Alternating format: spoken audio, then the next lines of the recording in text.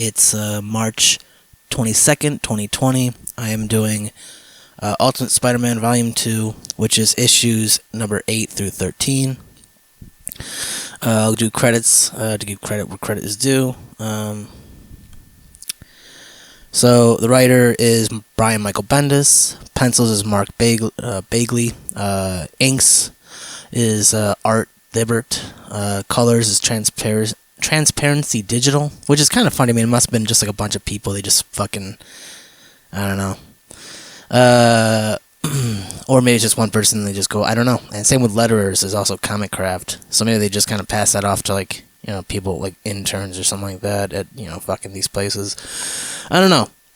Anyway, there's a couple other fucking, assistant editors, Brian Smith. Editor is Ralph Macchio.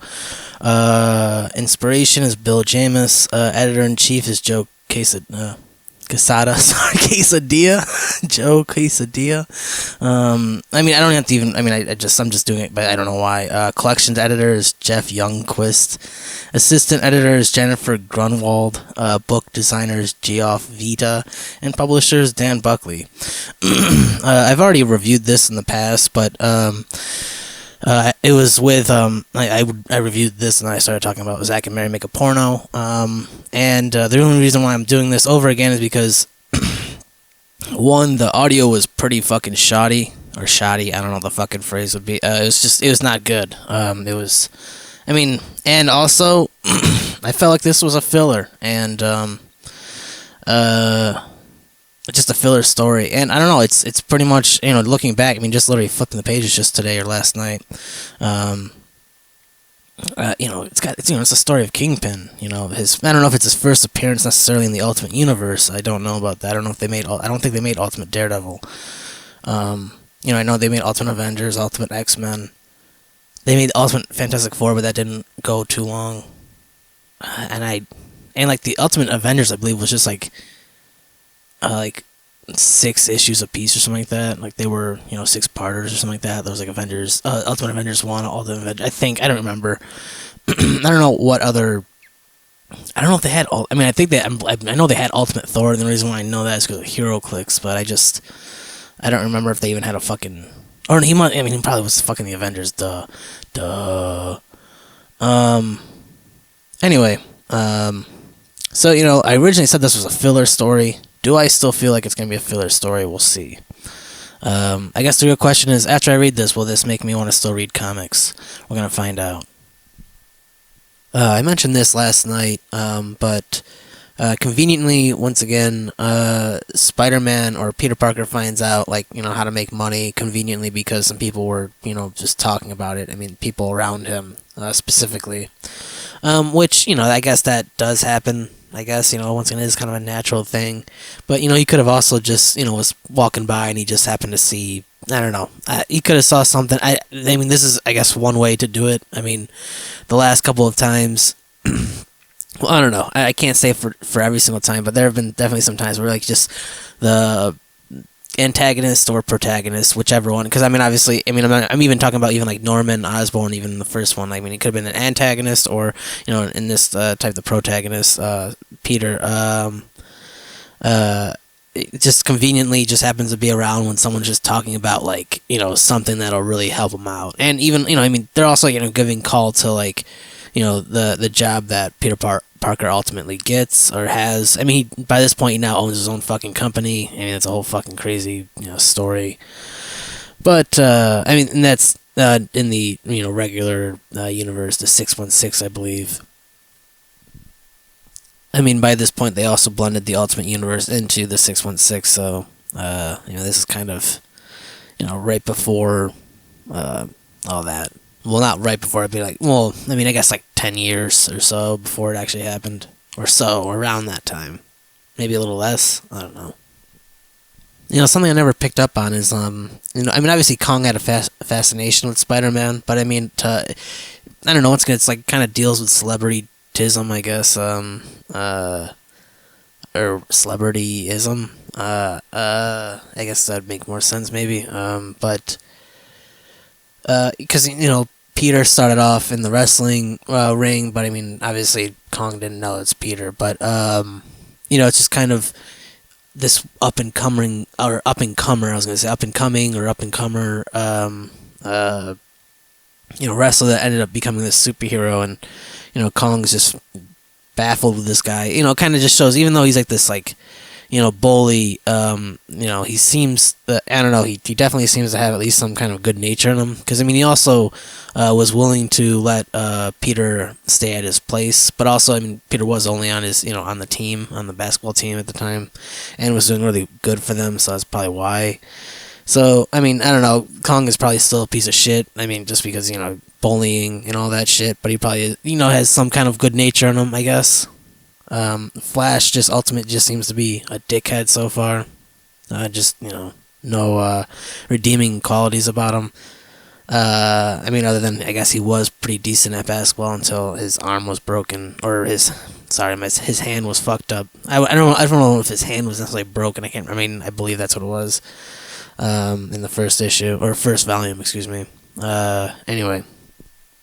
So once again, I'll just say, I think I might have mentioned that if I didn't mention the first volume, but the artwork is always pretty dope. I'm not gonna lie, Peter Parker's wearing like a really disgusting color of like a pink for a dress shirt, and his tie is not, I don't know. Anyway, besides that, that's not what I wanted to talk about. What I wanted to say is, I guess like color scheme is not, maybe, they're purposely just trying to show that, he just does not, or maybe that's just his style, I guess. And anyway, what I wanted to say is, the first, I know there's not the first panel, but there's, I guess the first panel they show when Peter walks into the Daily Bugle, and he walks past the secretary. The first panel, it's kind of like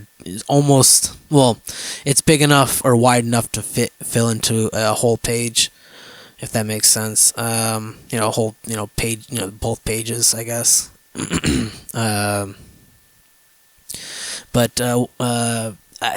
This I know might be even unbelievable, but they really do show the hustle and bustle inside of a busy newspaper. I guess in this guy's I was about to say magazine, but newspaper company or whatever. And like for even a split second passing by, it almost gave me like literally like a moment, like a shock of anxiety. Like holy shit, just there's just so much going on. For me personally, just like I just don't want to get in the way, and like it's just like there's just I don't know, especially for even a kid. This kid's only 15 years old. Like it's pretty. I don't know, man. Like when I was 15, I was not working. I wasn't even thinking about that. I was just thinking about just still being a fucking kid. Other 15-year-olds, I guess, like this, fucking growing the fuck up. Being very responsible, I guess. I guess I got great powers, so why the fuck not? Just the retrospect here. This is the first time Peter Parker and J. Jonah Jameson are meeting. This is a guy that's gonna pretty much like torture the image of Spider-Man for fucking ever.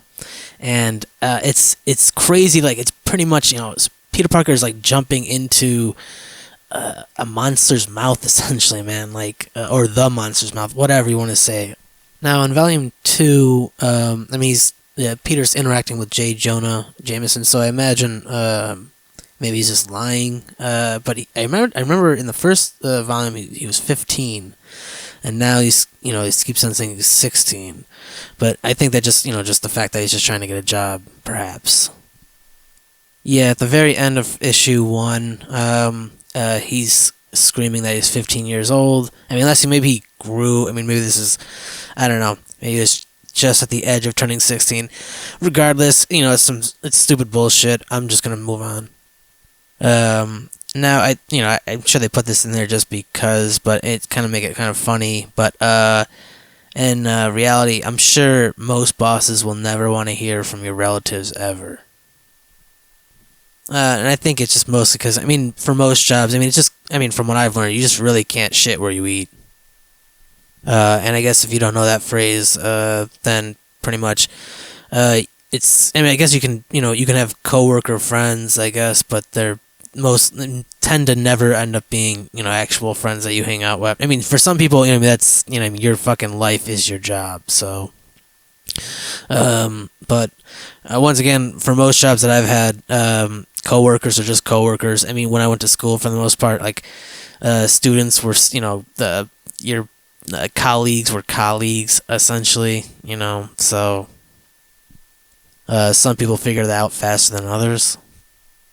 So in the first issue, Aunt May says sad social anxiety disorder, referring to Peter because he doesn't want to, sometimes he just doesn't even go to school. And plus, I mean, everything that's been going, I mean, like, I think even more in that fucking, in that book, he's doing this, shit as Spider-Man. He's having more fun in that, and so he's kind of been, like, skipping school or whatever. But they, so, I mean, they kind of do address, once again, disorders, but in Volume 2, I mean, Peter Parker's having, night terrors, of his fucking, Uncle Ben getting shot by the one murderer. I don't remember his fucking name. I don't know if they even call. I don't know if it's still the same dude. I know Batman's killer's Joe, or Batman's parents' killer's Joe Chill.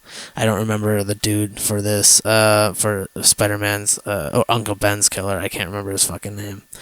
Probably have to look that up real quick. But.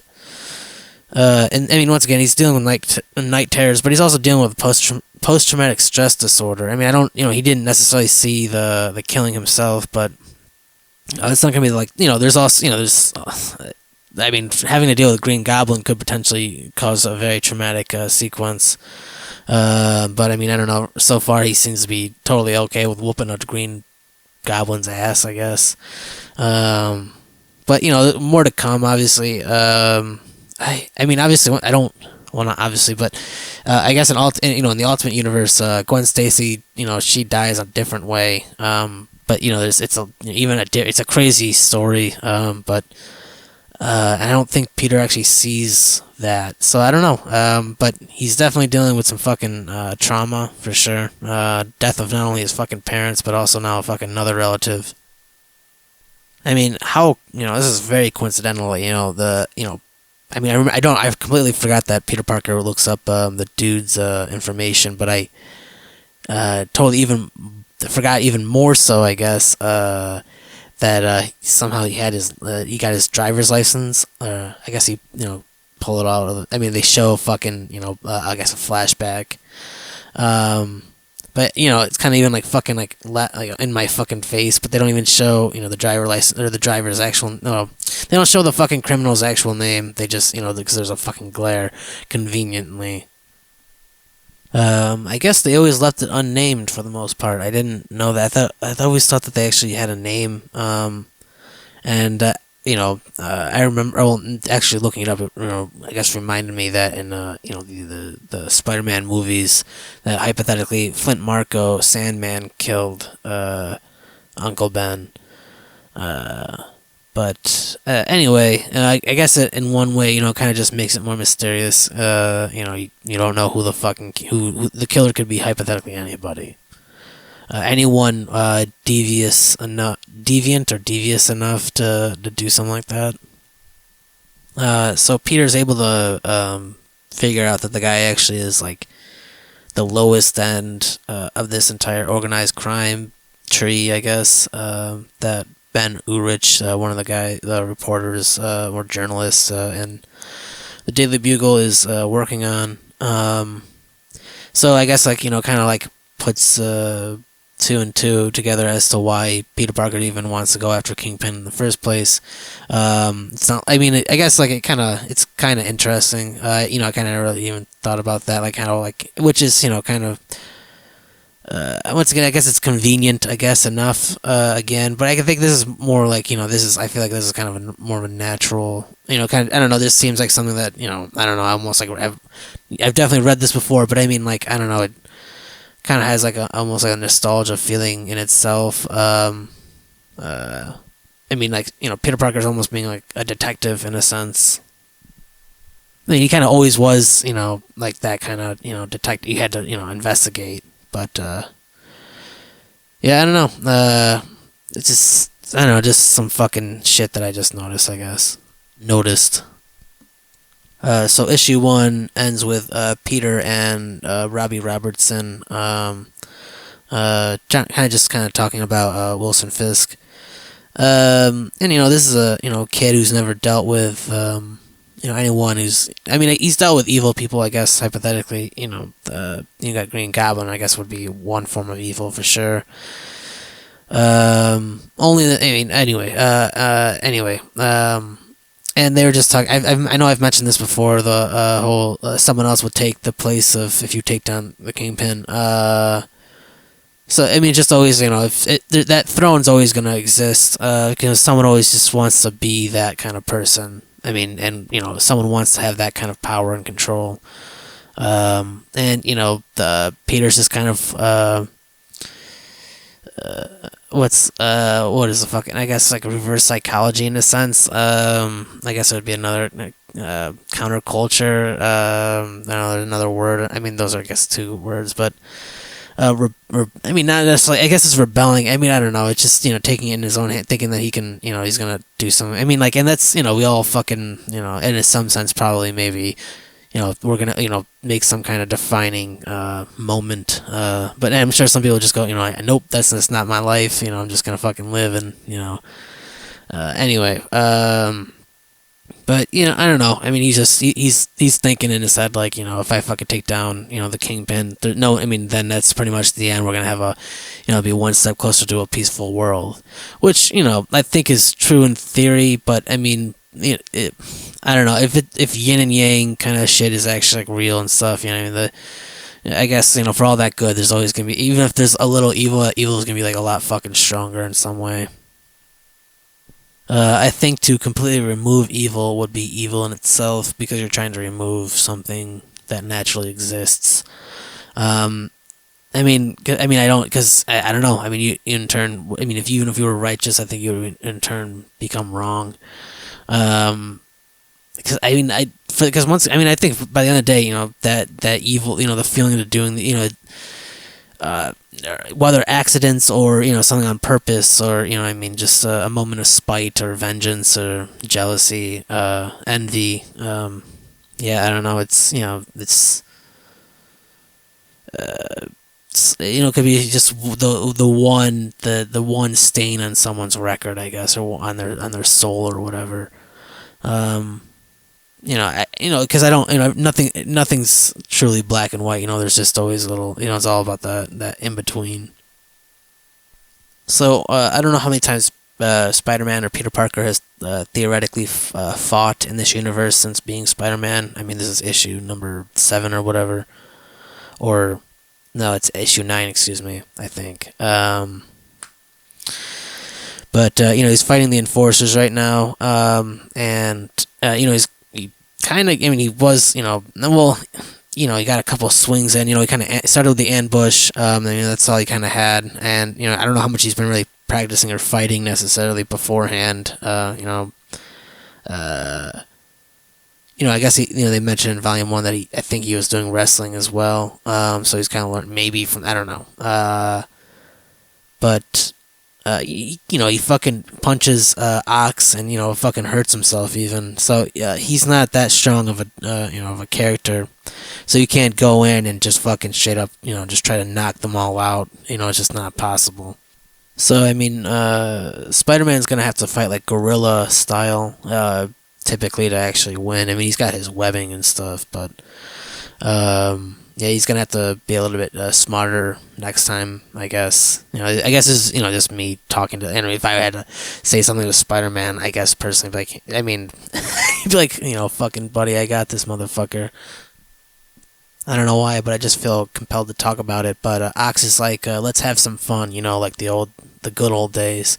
So I mean, I don't know if he's referring to like the old. I mean, there was once a time where they would actually, I think, kill the people. I mean, I'm sure maybe they have killed people. I don't know how, or maybe that's just like a stupid saying, like let's just have let's have some fun like the old good old days or whatever. And I don't know. And that's, I guess in a sense that's kind of good dialogue, I guess, or maybe just kind of, I don't know. In a sense, what I mean, it's like if someone like, if you really consider that really good dialogue, you don't, what I mean, you're a pretty fucking simple person.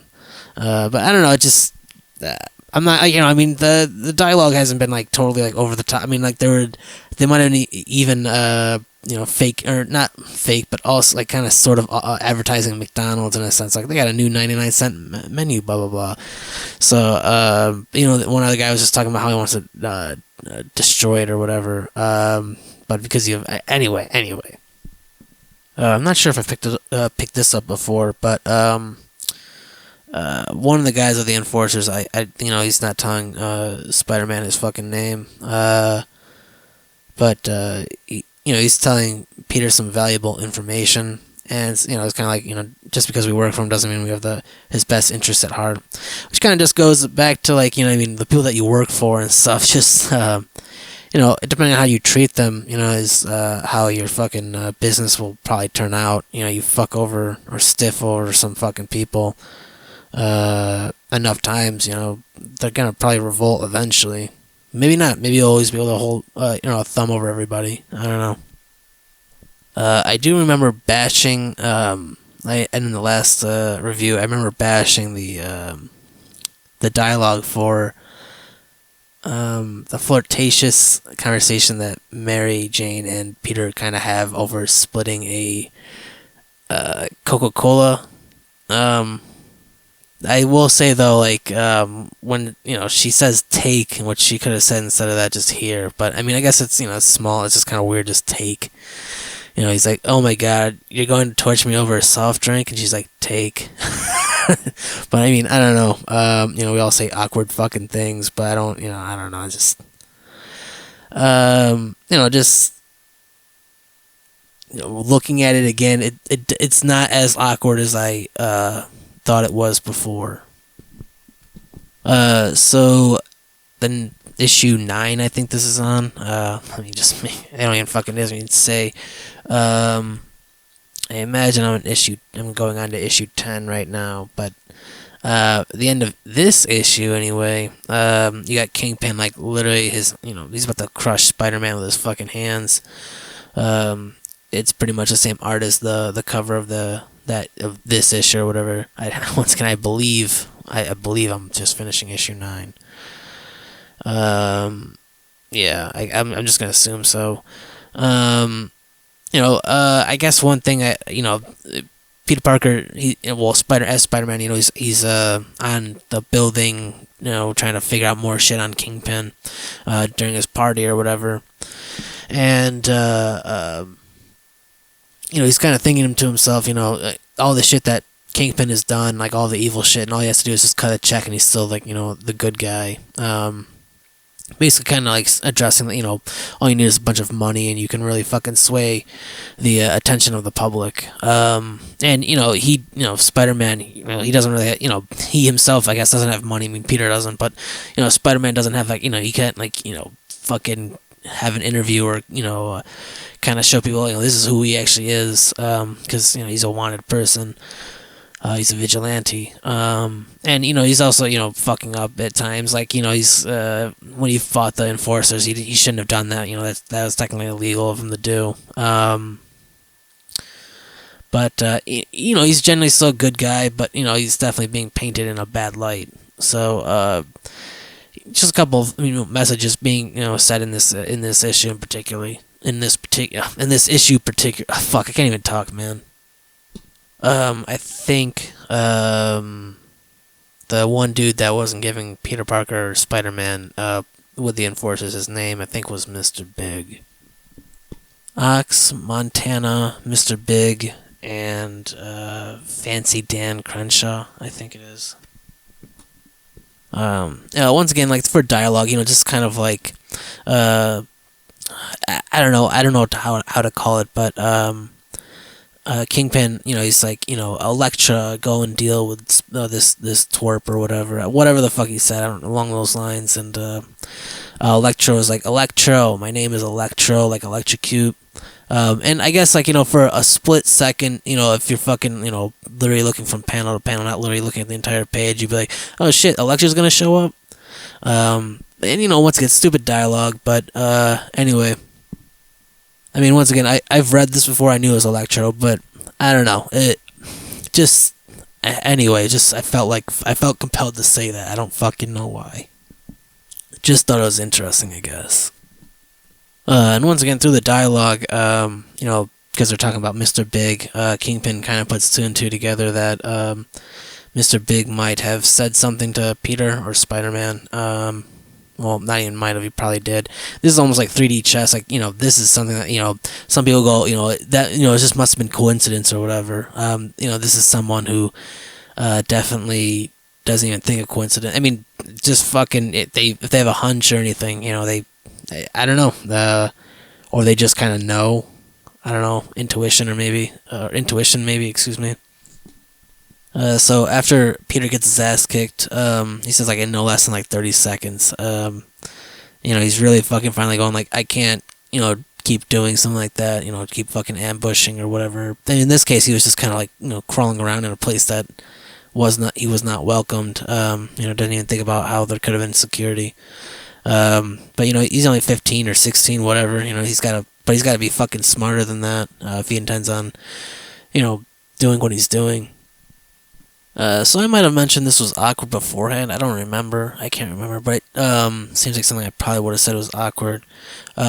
Peter Parker, just kind of walks into where he lives with Aunt May now, and Aunt May is just sitting there and just kind of asking him like, "Do you like me?" And I think I might have said it was awkward, but now thinking about it and just like now I guess in a different headspace, this is someone who's lost Uncle Ben, has no one to talk to, or really, I mean, she might have had friends, but Uncle Ben was pretty much the closest person to her, and I'm sure like she would interact with Peter from time to time, but now that Uncle Ben's no longer there, she's just kind of a lot lonelier now. So I guess it just kind of shows you, I mean, like, your loved ones, in a sense, you don't know what the hell they're going through, even though you got a bunch of problems yourself that you got to go through. You can't, like, I mean, it's hard to not forget about, everybody that you're involved with, I guess. So issue 10 has Peter apologizing to Mary Jane because he had to cancel his date plans or movie plans or whatever with Mary Jane. And this is going on during class, but also while class is going on, through like the natural flow of coincidence, the teacher's talking about the Nixon tapes, and it allows Spider-Man to put two and two together on how to take down the Kingpin. So I finished issue number 11, kind of just, Mary Jane's pissed at Peter, probably because, like, he's off doing a bunch of shit, and, like, people around him, are, not saying as much, kind of might even frustrate them. It kind of ended with Spider-Man now breaking into the security area where all the security footage is being held. He was able to get that information, or he was at least able to figure out how to extract the information through, just emailing, the company about everything, and just, just a lucky chance that it'd work. But it ends with Electro and the rest of the Enforcers having to fight Spider-Man in like the security area. Which, just think about it, I didn't even really think about it. Like, it's got Kingpin and also has Electro, and I guess, like, C-listers, the Enforcers. So, I mean, the fucking first one just had Green Goblin. And also, I guess at the very beginning, I think the guy was supposed to be Shocker at the very beginning. I can't remember. Spider-Man calls him the Vibrator, continue on. And I mentioned this in the first volume, but I'll say it again. I mean, this is literally, kind of like, it's almost like they're like, perfect almost graphic novel, like, they're trade paperbacks, but they just tell, like, this is the story, or this is the arc of, the Kingpin, and then now, I know, volume 3 is pretty much the arc of Dr. Octopus, and then, like, Hollywood's like, fucking Dr. Octopus has returned, et cetera, et cetera. Venom, there's volume 6 is all about Venom. You got, there's fucking the Clone Saga and Carnage, and I mean, what I'm getting at is just, once again, like, comics way back in the day. I mean, I haven't read too many comics back in the day, but I read like Amazing Spider-Man, the Amazing Fantasy and all that. I mean, like for the most part, like they were pretty short stories. They weren't like very long. They didn't go too long. In comparison to this is an entire trade paperback. If you fucking pick up a collection of Spider-Man, you can.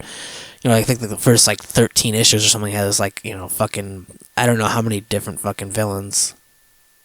So I guess like it's a little bit more of a longer pacing or duration for each issue, I guess. And it's just I don't know, man. Just when did that kind of happen? I wonder. I mean, I'm sure that that information is probably out there. I just got to look that up, but it just makes me think. I don't know. Now, I know, like, Spider-Man was fighting those 4 dudes just now, and he just kicked every single one of their asses, which, he's kind of even impressed. He's like, wow, I actually won. And he had to be, actually think about what he was doing instead of just, fucking throwing punches. And, like I said, it kind of ended pretty quickly.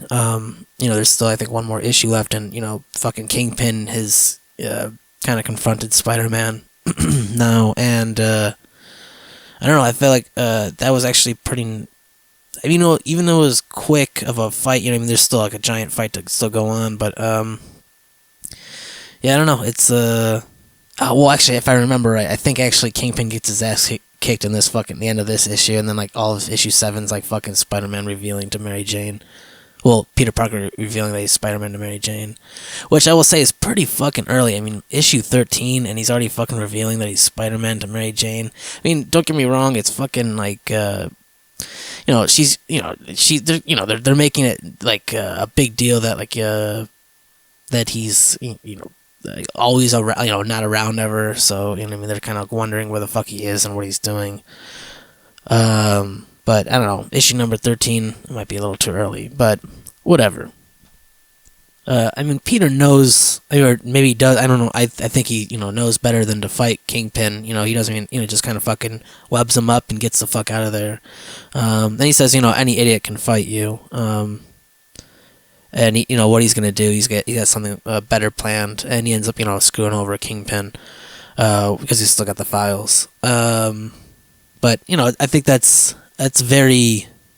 Smart, I mean, like, I think it'd have been like too typical if ends up beating up Kingpin and then fucking, doing this. I feel like this is a little bit of like something that, because he's just wasting time if he just tries to fight, because there's a chance that Kingpin's gonna win. He doesn't want to even chance that. Issue 12 ends with Peter saying, or calling Mary Jane, saying he has something to tell her, and Kingpin having to leave, somewhere. Just not, he can't stay in New York City. So, and the lawyer's like, they caught you killing someone on tape. So, but he's like, I'm your lawyer. I can fucking get you out of this.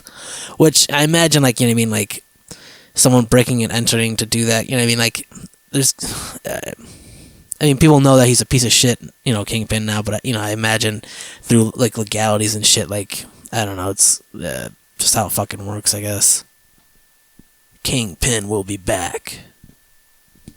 In issue 13, Peter is saying that he's 15 again. So I imagine once again he's telling J. Jonah that he was 16 just for making sure he could potentially get that job. A better chance that he'd get that job. He said he was 15. They probably would have said no. I might have mentioned once again in the past, in the last time I talked about this, which I will probably not. There will not be a third time I will be doing this one. But it seemed kind of they the whole Mary Jane and Peter Parker relationship. There's no, they're not like, there's no questions of like, are they into each other anymore? Are they, they kind of confirmed it for one another. And coincidentally, I was watching King of the Hill last night as well, like the first 2 episodes, and episode 2 has to deal with sex education, and the end of this, the end of issue 13 deals with, doesn't deal with, but kind of just joking, only talking about the fucking having the talk, and Aunt May's just asking Peter about that shit. But, overall, like, that was kind of like the epilogue for the story. kind of, I mean, it is kind of like that issue is kind of like a one-off. Like, it didn't kind of have to do with anything. I mean, other than like, the side, the private life of Peter Parker, not necessarily much to do with Spider. I mean, I guess in a sense it has to do still with Spider-Man, but literally, it's the alter ego, the other side of Spider-Man. Fucking human being Peter Parker. I mean, once again, it was kind of fast for him to say it, but, he kind of just didn't want to have to lie to her about, what he's doing and shit. So, kudos to him on that. It was issues 8 through 13, volume 2. There's not much more to say. I mean, I felt like it was kind of more or less filler when I read it the first time, but I will say, I kind of just read volume 2 before I picked up volume 1 again, because like I said, I don't know if I mentioned, but I sold like all my fucking comics. I didn't have all of the fucking trade paperbacks for Ultimate Spider-Man, but I had like 1, 2, 3, I think I had 6. I had Clone Saga, and I might have had like one other, 2 others or something like that. And that's trade paperback, but in comic book form, I think I had everything, and mostly everything. Once again, I was a dumbass and got rid of it all. Slowly fucking picking it back up again. But, I mean, who knows? Maybe digital will get fucking better. I mean, like, it's technically available, but I don't know. It's also really nice to have it in your hands, though. I really like. That's why, like, even like vinyl and stuff like that. I just like that the physical copy is always better than. I mean, like, it just, it's just nice to have, something tangible, I guess. But that's about it. Thanks for listening.